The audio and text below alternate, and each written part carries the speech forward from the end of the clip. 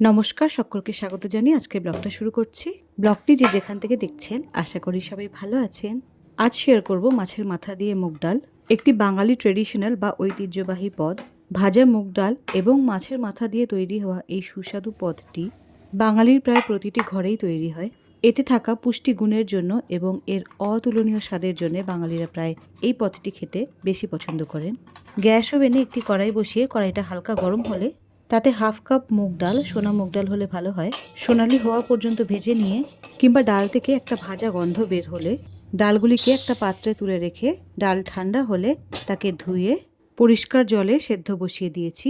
জলটা আমি আমার আন্দাজ মতো নিয়েছি। ডাল ফুটে এলে দেখবেন ডালের মাথায় একটা সাদা আস্তরণ তৈরি হয়। সেই সাদা অংশটুকুকে হাতার সাহায্যে তুলে ফেলে দিলেই হবে। এবার ডালে 1 চামচ হলুদ এবং 1 চামচ লবণ দিয়ে ডালটা ভালো করে সেদ্ধ করে নেব। এখানে কিছু রসুন কেটে রেখেছি, মটরশুঁটি ছাড়িয়ে রেখেছি, কয়েকটা কাঁচা লঙ্কা কুচি করে রেখেছি, সামান্য ধনেপাতা কুচিয়ে রেখেছি, একটা বড় সাইজের টমেটো কুচিয়ে রেখেছি, একটা ছোট পেঁয়াজ কুচিয়ে রেখেছি আর 1 চামচের মতো আদা বেটে রেখেছি। ডালটা প্রায় সেদ্ধ হয়ে এসেছে। এবার পাশের একটা গ্যাসে কড়াই বসিয়ে কড়াইটা গরম হলে তাতে সর্ষে তেল দিলাম। তেলটি গরম হলে তাতে মাছের মাথাগুলো একে একে ভেজে তুলে নেব। এদিকে ডালটাও সম্পূর্ণ সেদ্ধ হয়ে গেছে। মাছের মাথাগুলো ভাজার আগে ভালো করে ধুয়ে লবণ হলুদ মাখিয়ে রেখেছিলাম। এই রান্নাটি করার জন্য যে কোনো বড় মিষ্টি জলের মাছের মাথা ব্যবহার করা যেতে পারে। বিশেষ করে রুই বা কাতলা মাছের মাথা দিয়ে এই রান্নাটি বেশি ভালো হয়। তবে অনুষ্ঠান বাড়িতে কিন্তু কাতলা মাছের মাথাটাই ব্যবহার করা হয়।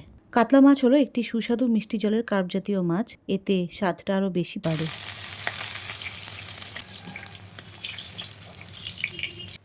মাছগুলি ভাজার পরে যে তেল অবশিষ্ট ছিল সেই তেলেই 1 চামচ গোটা জিরে, 2টো শুকনো লঙ্কা, একটা তেজপাতা ফোড়ন দিলাম। ফোড়নের ঘ্রাণ বের হলে তাতে দিলাম কুচিয়ে রাখা পেঁয়াজগুলো। পেঁয়াজগুলি হালকা ভাজা হলে তাতে রসুন কুচি দিয়ে দিলাম, সঙ্গে দিলাম 1 চামচ আদা বাটা। মশলাগুলি বেশ করে নাড়তে থাকবো যতক্ষণ না ভাজা গন্ধ ছেড়ে দিচ্ছে। দিয়ে দিলাম টমেটো কুচি এবং মশলার সঙ্গে ভালো করে নাড়তে থাকবো। টমেটো বেশ নরম হয়ে এলে কাঁচা লঙ্কা কুচিগুলো দিয়ে দেবো। যেহেতু ডালের মধ্যে লবণ হলুদ দেওয়া, তাই এখন আমি আর কোনো লবণ হলুদ দেবো না। সঙ্গে দিয়ে দেবো ছাড়িয়ে রাখা মটরশুঁটিগুলো। এরপরে বেশ করে নাড়তে থাকবো। মশলাগুলো বেশ করে মজে এলে এবং কড়াইয়ের পাশ থেকে তেল ছেড়ে দিতে সেদ্ধ করে রাখা ডালগুলি তার মধ্যে দিয়ে দেবো। ডালের পরিমাণটাকে বাড়ানোর জন্য কিংবা ডালকে পাতলা করার জন্য সঙ্গে দেব পরিমাণ মতো উষ্ণ গরম জল। ডালটি না হবে বেশি ঘন আর না হবে বেশি পাতলা। লঙ্কার গুঁড়োর ব্যবহার আমি করিনি, তার পরিবর্তে কাঁচা লঙ্কা দিয়েছি। ডালটি হালকা ফুটে এলে তার মধ্যে ভেজে রাখা মাছের মাথাগুলো দিয়ে দিলাম।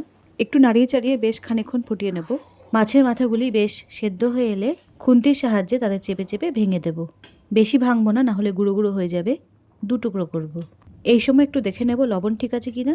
লবণের পরিমাণ যদি কম থাকে তাহলে লবণ দেব, সঙ্গে 1 চামচ মিষ্টি দেব। বাঙালি রান্নার বিশেষতই হলো একটু মিষ্টি মিষ্টি হয়, বিশেষ করে অথেন্টিক খাবারগুলি। এখানে চিনির পরিবর্তে গুড়েরও ব্যবহার করা যেতে পারে, আমি চিনির ব্যবহার করেছি।